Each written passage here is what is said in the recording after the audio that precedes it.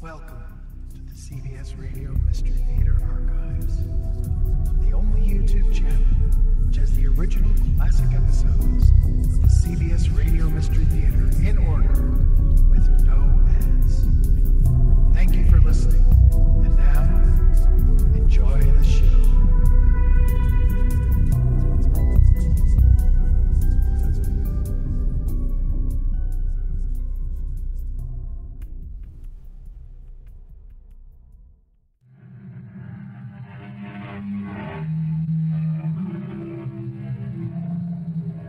Come in. Welcome. I'm E.G. Marshall. My father, who had a great deal of wisdom, used to say that the friendship of the over-friendly man is too often like a fire in the grate, exceedingly bright to look at, but not reliable, should you wish to keep warm on a really cold day. The tale we're about to unfold for you, written by the incomparable Edgar Allan Poe, is not about a friendship that cooled off, but rather about one that became too hot to handle. Well, what do you and Noah talking about, Edgar? The disappearance of Horace Kramer, Charlie. Yes, it is puzzling. I can't for the life of me understand what's keeping Horace this long in Boston. Do you think he's still there? Edgar thinks he never got there. What makes you say that, Noah? Edgar suspects foul play. And so do I.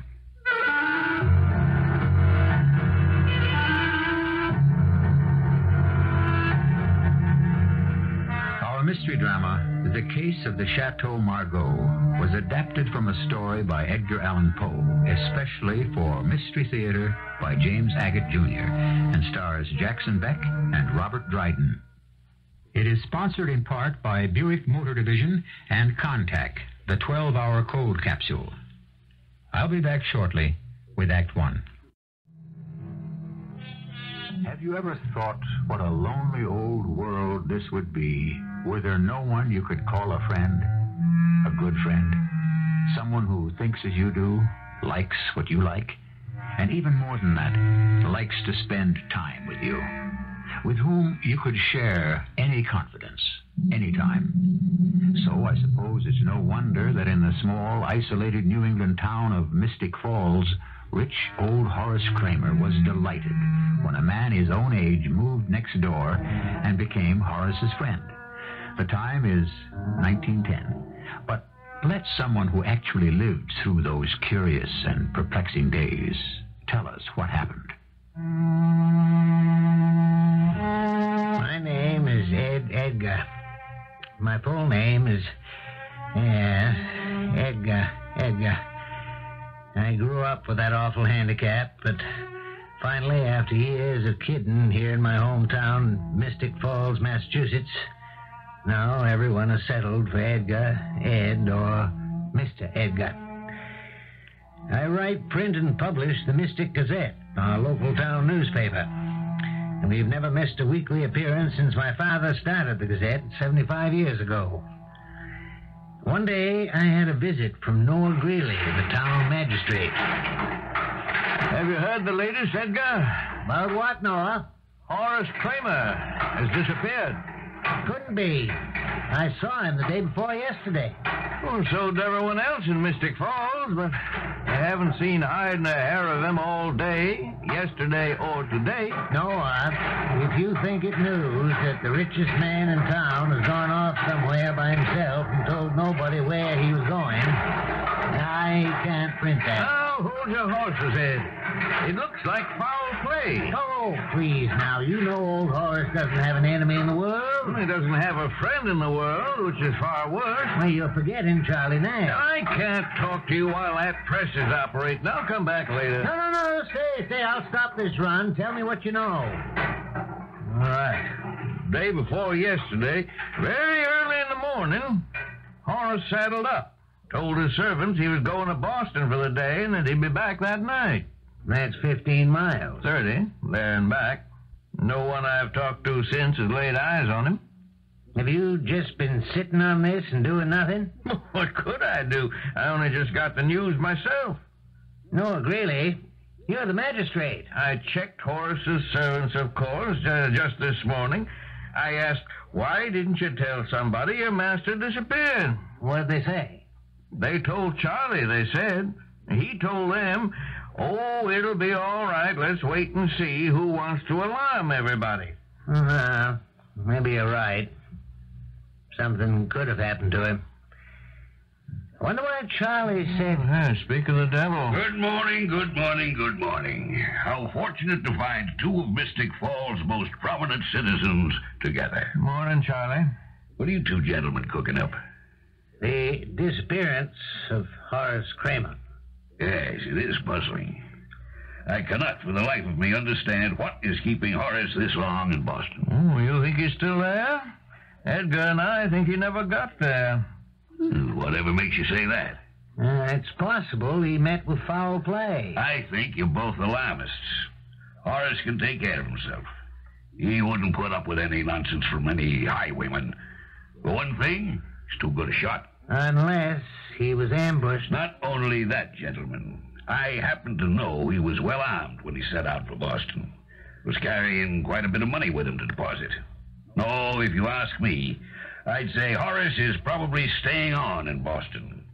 And any one of these days, he'll be waltzing back into town, wondering what all the fuss was about. I first met Charlie Nash 6 months ago. He pulled into town not knowing a soul. In 2 weeks, he was on buddy-buddy terms with rich, retired Horace Kramer. Charlie never let a day pass but that he wasn't over at Horace's house. Sometimes for breakfast, always for dinner. No question Charlie was good company, and the last time I had knocked on Horace's door, the two old codgers were carrying on like kids. I hope I'm not intruding, Mr. Kramer. Charlie, are you fellas celebrating something? Shall we tell him? Why not? Maybe news for the Gazette. Oh, come on now, Charlie.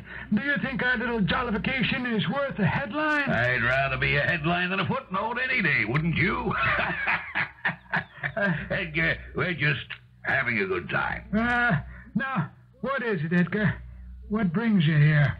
Well, I understand your nephew, Philip, will be arriving soon, and... It was 6 months since this man, Charlie, and I met, and it's his 6-month anniversary we're celebrating with some good wine. I'd say some excellent wine. Hey, have a glass, Edgar. Chateau Margaux. No, thanks, Horace. I never drink while I'm working. Well, that's the difference between us. I never work while I'm drinking. Well, even if you didn't, my boy, you can never be able to catch up with Charlie here. He downs this Chateau Margaux like water. Does my heart good. Yeah, Mr. Kramer. No. Call me Horace, Eddie Edgar. You always have. No, I won't stay but a moment. I just want to verify... You're more of a party pooper than your father was, Eddie, my boy.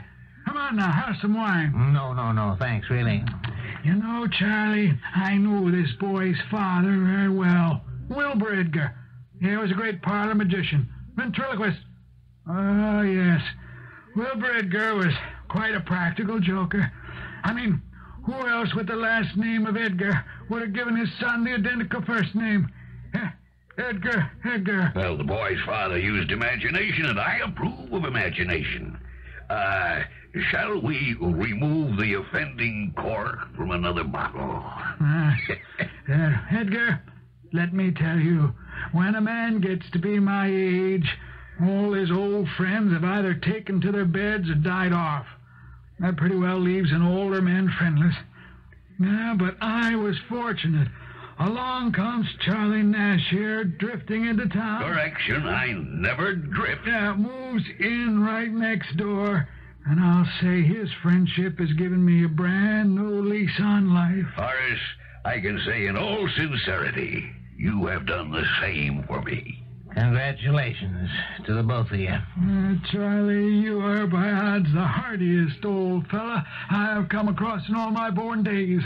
And since you love to savor the wine in that fashion, I'll be darned if I don't have to make you a present of a great big box of that very same Chateau Margaux. Now, don't say a word. It'll be coming your way one of these days when you least expect it. Horace, Horace, what can I say but thank you? What I did come to ask you, Horace, was about your nephew. I just got word over at Sam's General Store that your nephew is arriving from Boston. He's going to be staying with you. It'd make a nice piece in our social column. You mean Philip? I don't want to talk about him. He's a no-good, high-living son of my dear departed sister. He's staying with me because he has no place else to go. Horace, can you tell me a little about him? What he does, how old, and so on? I said I don't wish to talk about him. I don't approve of him or his way of life, and I don't particularly want him here. And that was the last time I saw Horace Kramer. His nephew Philip arrived in Mystic Falls the following day. He seemed quiet enough. By talking with him or playing an occasional game of checkers over at Sam's General Store, I couldn't determine whether he was of bad character or dissipated habits. One day, Charlie Nash came in while Philip and I were playing. Edgar, I'd move the red in the back row one square over to block his double jump. Charlie, will you please go away? Philip and I are having a dandy game without your help. Well, I just don't want to see you taken advantage of. Advantage? What are you talking about? We're playing on a board with everything in sight. Now, just go and sit down, Mr. Nash, and leave us be. Now, Master Philip, is that a way to talk to your elders? Well, you may be somebody's elder, but not mine. Mr. Nash, I've seen your type before, and frankly, the way you're sponging off my uncle is disgusting. Well, coming from a young man of your reputation, I consider that a compliment. Let's forget the game, Philip. I've had enough of this. Oh, Edgar, I've been looking for you everywhere. Have you heard the latest? Not yet, Noah, but I will. Go on. Horace's horse just wandered into town with no saddle and no saddlebags. Without Horace? His horse? You sure? Well, come on, see for yourself. Poor animal showed up behind Horace's house in terrible shape. Bleeding. It's been shot in the chest, it looks like. It's a wonder it can still walk. No sign of my uncle? No, and as I said, everything's been taken from the animal's back. I know Uncle Horace was carrying 2 saddlebags when he left for Boston. I know that. Excuse me. I don't think... No, I just can't stand here like this. I have to see that horse. Now, maybe there's a hopeful explanation to it all. Hopeful explanation, you stupid tub of lard? Hopeful? Obviously, my uncle has been robbed and probably killed, and you talk about hopeful? Now, young man, I can understand your distress. It's no greater than my own, I assure you. And we can do without the funny names, too. Now, gentlemen, first things first. Let's go see this horse. My point is the wound on the horse could have been an accident. A hunter somewhere out there could have missed his target, hit Horace's horse, and it bolted. But that hardly explains Horace's disappearance. I haven't finished. The horse bolts, runs through the underbrush, saddlebags are torn off. My dearest old friend is thrown off. So, where is he now, 3 days later? You all know how stubborn he is. If he got thrown from his horse, probably made him so darned mad he took his saddlebag. I thought you said they were torn off. If they weren't torn off, took them, picked up some other means of transportation, and went on to Boston. So I say, let's calm down, everybody. I refuse to calm down. Mr. Greeley, you are the magistrate of Mystic Falls, aren't you? Yes, I am. I charge you to make an immediate search of this entire area. I want you to organize a hunt for the body of my murdered uncle. Murdered? A singular expression, young man. Noah, Edgar, Sam, you're all witnesses to this extraordinary remark of Philip Kramer. What private knowledge does he have to assert that his uncle has been murdered? Could it be because he had something to gain from the death of a rich uncle? You take that back. I am merely offering a theory. You lying, fat, conniving... Now, here, Philip, stop it. Stop that. No, it's Sam. You're killed on Let go of me. Look at him lying there, covering his face with his hands. Now, you stop that. He's an old man. Oh, all right. I hope that's taught the lying old schemer a lesson. Can I give you a hand, Charlie? Yes. Now, you all saw that unprovoked attack. Young man, I shan't forget this. I shall not forget this as long as I live. What have we here? A young man not liked by his wealthy uncle suddenly appears in town. Shortly thereafter, the uncle disappears. What else do we know? That the uncle may have been robbed or murdered? Certainly Charlie, who claims to be the uncle's best friend, is suspicious of the young nephew. Does he know more than he is saying? Well, we shall know either more or less of this Edgar Allan Poe story when I return shortly with Act Two. Who was it who said, "Murder, though it have no tongue, will speak with most miraculous organ"? Before today's mystery is solved, we shall give you the answer, and you'll be no little surprised how much this saying applies to our tale by Edgar Allan Poe. But to return to where we are, Noah Greeley, the town magistrate, organized practically everyone to search for the missing Horace Kramer. But at the town hall meeting, not everyone agreed how to go about it. Order! We're trying to conduct this town hall meeting in the proper way. Mr. Chairman, Noah, may I have the floor? Go ahead, Charlie. I think we're all making darn fools of ourselves. One of these days, old Horace will show up in his own time and at his own pleasure. Talk. Who's going to take action? That's what I'd like to know. All of you make me sick. My uncle is lying out there somewhere. Philip! Time passes. You all talk. Philip Kramer, you are out of order. Well, I don't care if I am. We have to act and act fast. My uncle is out there somewhere. Who knows if he's still alive? Maybe sick, injured, needing help. I tell you what I'm going to do. I'm going out this very minute and look for him. I was crazy not to have done it before. Goodbye. Well, I'm sorry about that young man. To those of you who haven't met him, that was Horace's nephew, Philip. A bit headstrong. Noah, I wonder if you could get some reaction, pro or con, for or against searching parties. Well, what do you say, Edgar? It was your proposal. Well, could we have a show of hands? All those who feel well qualified to lead a search party in, let us say, a 5-mile radius, will they raise their hands? No one? Oh, yes, I see one hand. Oh, it's your hand, Charlie. Well, as you know, folks, I'm retired. So I've had plenty of time in the 6 months I've lived in Mystic Falls to explore. And I would say I've covered every inch round here. So I have had that advantage over most of you who are farming, horseshoeing, or minding stores. Well, I propose that as many as would care to join us at the village green at 2 o'clock so that we can set forth under Charlie Nash's guidance. Charlie turned out an excellent guide. The bunch of us, at least 20, followed him through all kinds of out-of-the-way paths, finding places none of us knew existed. The first day, we searched till it got dark, about 6. But then for almost a week, from morning till night, not a trace of Horace Kramer. Until the day Charlie led us to a pond 4 miles from Mystic Falls. Has anybody seen Philip Kramer? Philip? Hey, is Philip back there? I'm here.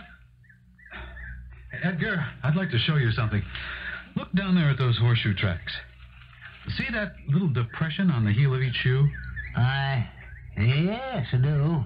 That's Uncle Horace's horse. And look here, where the brambles are broken off. It's as if something heavier than a man was dragged through here. Oh, you're right.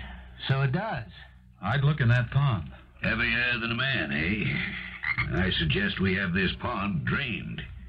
There are enough of us with spades, we could all dig some runoffs. We'll fall too. Excellent idea.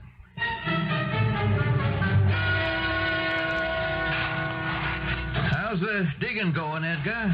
Well, they got 3 trenches dug, and the pond's running off pretty quickly. Isn't that something lying down there on the bottom? Yeah. Sure, I can see the back of something. Oh, you're right, Charlie. There is something. What is it? Well, look, down there. Let me see if I can fish it out with my shovel. Yeah. You got it. What is it? Black silk waistcoat, if I'm not mistaken. Why, so it is. Or was. Fairly ruined now, torn. Where have I seen this waistcoat before? Those dark stains around the collar and the front. Could be blood. Philip, you ever seen this waistcoat before? I think it's mine. Yours? Yes, I think it is. Looks like it. Philip Kramer, you realize this is very serious. You admit this blood-stained waistcoat is yours? Oh, I didn't say that. It's very like one of mine. Surely, Noah, you're not actually making an accusation because this bloody, torn waistcoat, which may belong to Horace's nephew, was discovered here. Now, hold on there. We don't know that is blood. Precisely. We don't know it's blood. Or, if it is, that it's Horace Kramer's blood. Or Philip's. Then, too, one must think in terms of a motive. Just because this young rapscallion happens to be Horace Kramer's sole heir and would inherit everything, does that mean he is a suspect? Well, it doesn't rule him out, Charlie. Just a moment. We don't know, first of all, whether Horace is dead. We've found no body. Secondly, as far as inheritance is concerned, I remember a year ago Horace telling me he was planning to disinherit him. All we have to do is locate a will. And if indeed Philip is cut off without a penny, what does that do to your motive, huh? Well, I've never heard such nonsense in all my life. I'm not giving up hope that Uncle Horace isn't still alive. But frankly, this search, led by this fat fool, is too comic for me.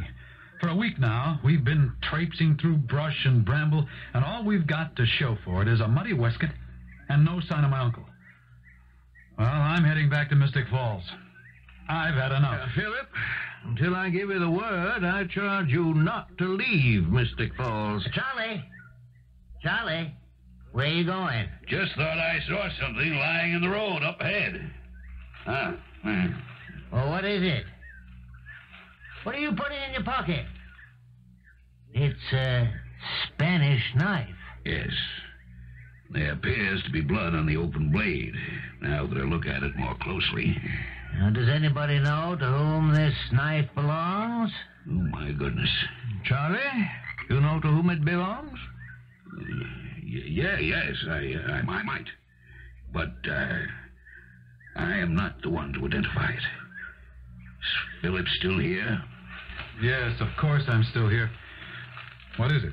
Is this knife, this Spanish knife, yours? Philip, is this knife yours? I'm afraid there are initials on it, too. Oh, so there are. P.C. Philip Kramer. Are those your initials? Yes. So this is your knife? Yes, it is. Philip, can you explain why your knife is lying out here on the road? No, I can't. Philip Kramer, I arrest you on suspicion of the murder of your uncle, Horace Kramer. Now, the purpose of this interrogation is to clear up certain allegations in view of certain evidence. I understand that you, Philip Kramer, do have something to add with regard to the identification of the waistcoat found at the bottom of the pond. It is mine. It must be mine. I've examined it more closely, and I noticed one button is missing at the bottom, which is proof to me that it is my waistcoat. So noted. Would you like to tell us, Philip, where you were the morning your Uncle Horace left for Boston? Glad to. I was out with my rifle deer stalking. Were you anywhere in the vicinity of the pond in which your waistcoat was found? I'd like to correct a misapprehension. I said that waistcoat was mine, not that I was wearing it. Oh, yes. Yes, I was in that vicinity because I clearly remember noticing the tracks made by my uncle's horse. The same ones I showed you. Do you realize, Mr. Kramer, what you are telling us? The waistcoat is yours. A knife that was found nearby is also yours. You were in that vicinity, and moreover, you now admit to carrying a rifle for the purpose of deer stalking. So? Yes, that's so. May I ask the indulgence of the magistrate for a moment? Yes, Charlie, by all means. I had not wished to further complicate matters by divulging the information I have. But now I do feel it my duty to bring it to your attention. Let me tell you what I know. The evening before Horace left for Boston, he and I were playing a game of checkers when his nephew, Philip, appeared. Jump, jump, jump, jump. Ha! What do you think of that, Charlie? Nice going, Horace. Caught me completely by surprise. Oh, it did, didn't it? Yep, I can say it in 2 words. Completely. Ah, Philip. Well, to what do we have the pleasure of your company this evening? It's the shank, the very shank of the evening. I'd expect you to be out dancing, carousing, gambling, or whatever it is you're so noted for. What are you doing home? You don't think much of me, Uncle, do you? Well, I never asked more of you than a place to sleep. Believe me, I don't enjoy being dependent on your favors.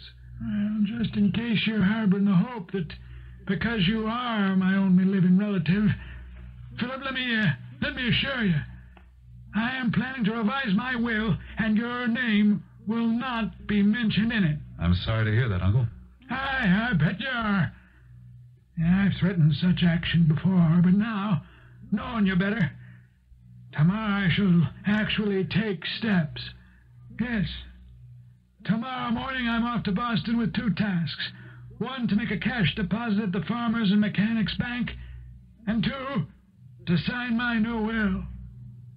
Now, if you'll be so good, kindly leave Charlie and me alone, so that we can continue our checker game. Philip Kramer, you just heard Charlie Nash here recount an event that happened the night before your uncle set off for Boston. Is this the truth or not? Is what the truth? Did you know your uncle was going to Boston in the morning to deposit money? Did he tell you he was about to change his will to disinherit you? Yes. Would you repeat your answer clearly, please? Yes, Uncle Horace did say that. But I still say I know nothing of his disappearance, and I did not kill him. I'm sorry we must leave this tale of suspicion and mystery at this very moment. Does it strike you as strange that Philip Kramer, the only person suspected of having had a hand in his uncle's disappearance, seems so very self-assured? Is he feigning innocence? Hiding guilt? Or is someone else the actual guilty party? We'll be back with some of the answers shortly. Where has Edgar Allan Poe taken us thus far? A rich man has disappeared. Evidence has been uncovered pointing in only one direction, to a wastrel nephew now suspected of murder. But knowing Edgar Allan Poe, I would caution you not to believe there is an easy, straightforward answer to the question of what happened to Horace Kramer. There will be many a twist and turn before our tale is completed. When Philip Kramer admitted he knew the purpose of his uncle's trip to Boston, Noah Greeley deputized me and the owner of the general store, Sam, to make a thorough search of Philip's room. When we returned to the town jail, Noah and Charlie were still there, as was the suspect. Well, it didn't take you two very long. It's not a large room. The broom closet is bigger. We found this pocketbook empty in Philip's room. It's Horace's. I recognized it right away. And these bedclothes, a shirt, a neck handkerchief. Stuffed under Philip's bed. Yeah. Look carefully. That may be blood on them. Goodness. Blood. That poor man. To die like that. I cannot believe it. Blood. Well, I think we have a fairly open and shut case here, don't you? Well, I'm not defending Philip, but I do say a man is innocent till proved guilty. All this dreadful evidence. I mean, Noah, you have no corpus delicti, no body. Well, I may not have Horace's body yet, but I do have his horses. What do you mean? Well, while you and Sam were out, I got word Horace's horse died in the stable from the wound he'd got.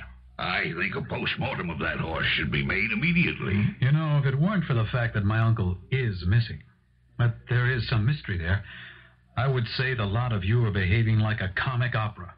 Like a stupid bunch of incompetent bumpkins. Such a statement does not endear yourself to those who live here. Look at the facts.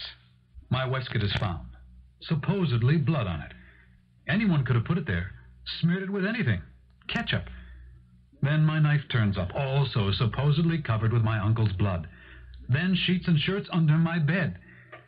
You don't know if it's blood or red paint. Where do you suppose all this mysterious evidence came from, dear boy? I haven't the faintest idea.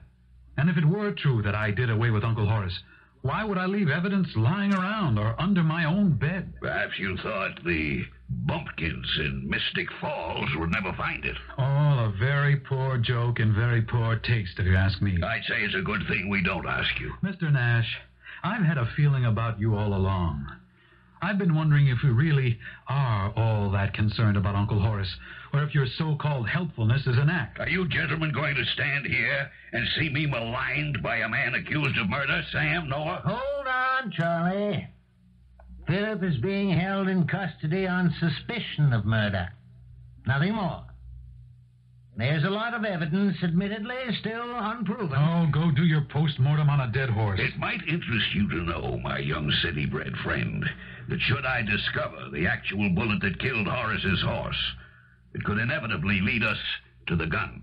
First the bullet, and then, sure shave our weapon. Oh, I see. Now, this renowned checker player wine drinker is also a horse doctor. No. We'll have Dr. Corwin, the town veterinarian, actually perform the autopsy. Events moved swiftly. Charlie Nash found a bullet in the horse's chest cavity, which had somehow escaped Dr. Corwin's eye. Philip identified the bullet, recognizing it as one of a special set he had made for his hunting rifle. At the very next criminal session, Philip was brought to trial. He still treated the matter lightly, not even seeking legal advice. The town appointed a lawyer to defend him.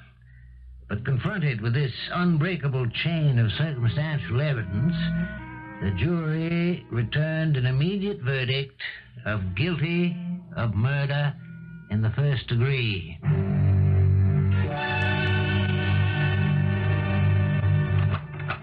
Edgar, I have news for you. Look at this letter, my fine friend. It's what I came to show you. Go ahead, read it. Charles Nash, Esquire.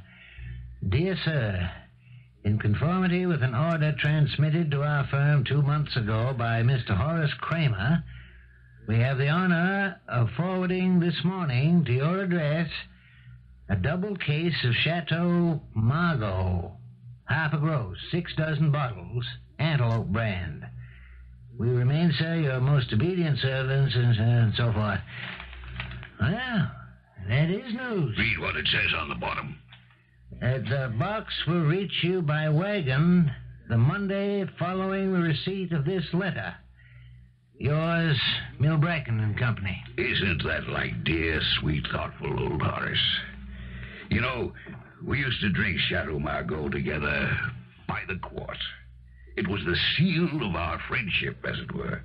He did once say he was going to send me a case or so. I forgot all about it. I seem to remember that. What I would like you to do, Edgar, is to put in the weekend edition of the Gazette the news that I am extending an invitation, let us call it a kind of open house, to all who would like to call themselves my friends.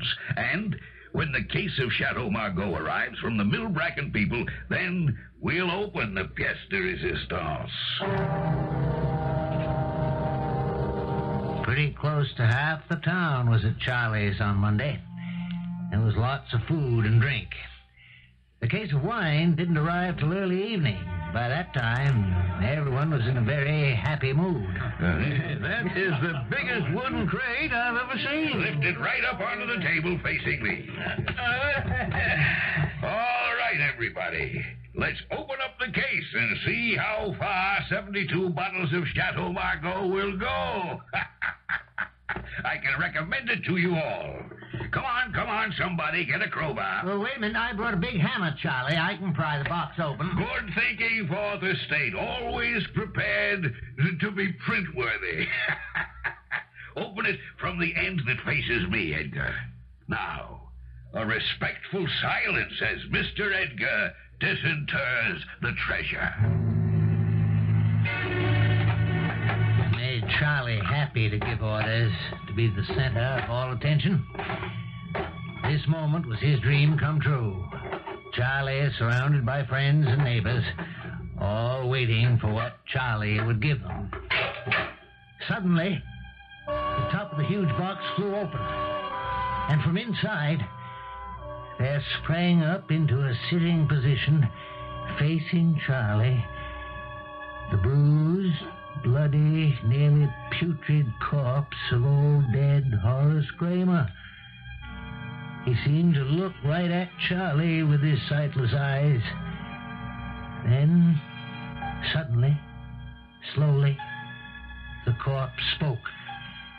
Charlie, old friend, how could you do this to me? Having said that, the decaying corpse of Horace Kramer fell over the side of the crate, his arms sort of reaching for Charlie. Men fainted. Some ran for the doors, but slowly, as if magnetized, everyone came back to watch Charlie. How did you get back, Horace? I know you were dead. Were you watching me all the time? Did you see me following you down the road when you got near the pool? Were you alive or dead? I left you for dead. I had bad luck with your horse. I shot him. He wouldn't die. Would you believe it, Horace? I pushed him clean into the pool to drown. And the next day, he walked right back into town.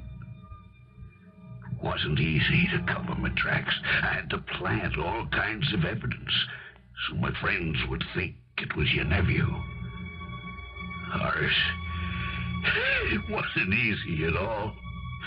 Horace, you just said, I say, how could you do this to me? Oh, my heart. Charlie, he's fallen on the table. Charlie! My Lord. Charlie is dead. As dead as Horace. Philip, you're free. The body of your uncle was delivered to Charlie's house in a crate of wine. And he, your uncle, accused Charlie of killing him. What? Wait, not so fast. Anyway, Charlie confessed. I'm afraid I had a hand in this. I thought you might have, Edgar. You were the only one who never believed the evidence. I wasn't that positive Philip wasn't guilty, but I was pretty sure Charlie wasn't that innocent. From the beginning? Well, he was too helpful. That made me suspicious. Didn't you think it was strange, Noah, that it was always Charlie who discovered things? Where was I, with my eyes closed? First of all, Philip was an outsider. Secondly, almost everyone in town liked Charlie, so why should you suspect him? Well, for me, he went just one step too far. What did he do? The autopsy of Horace's horse.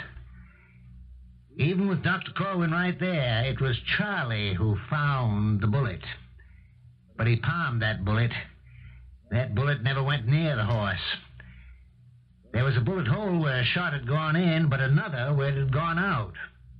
No, it couldn't have been Philip's gun that killed the animal. Oh, why didn't you tell me? We could have held up the trial. No, I couldn't stop you. Besides, I had to find the body. Now, you remember how it was Charlie who led the search party? So I searched myself, and wherever he had gone, I went in the opposite direction. Well, eventually, I found an old dry well, very well concealed. And Horace was down there, at the bottom, neck broken. Terrible sight. I wrote that letter from the wine merchants and put him in the crate. Ingenious, but horrible. But how in the world did you get Horace to speak? That's a talent I've had since I was a boy. My father taught me voice throwing, ventriloquism. Charlie, old friend, how could you do this to me?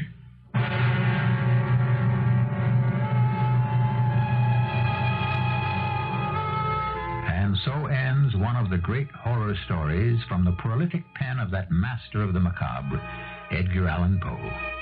I think it is almost as though Poe took and dramatized that one famous sentence of William Shakespeare's, "Murder, though it have no tongue, will speak with most miraculous organ."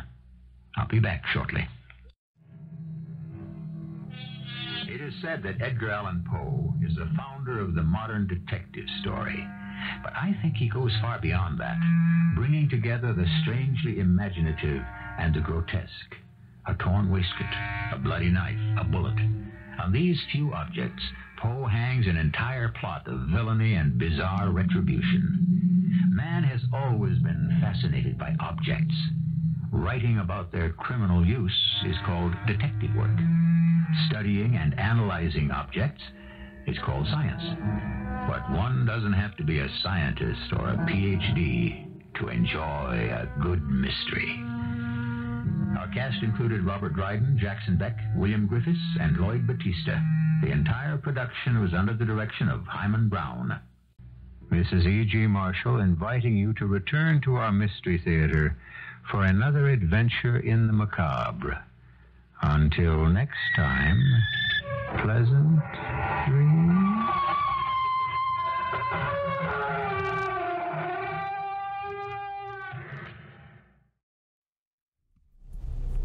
I hope you enjoyed this episode of CBS Radio Mystery Theater.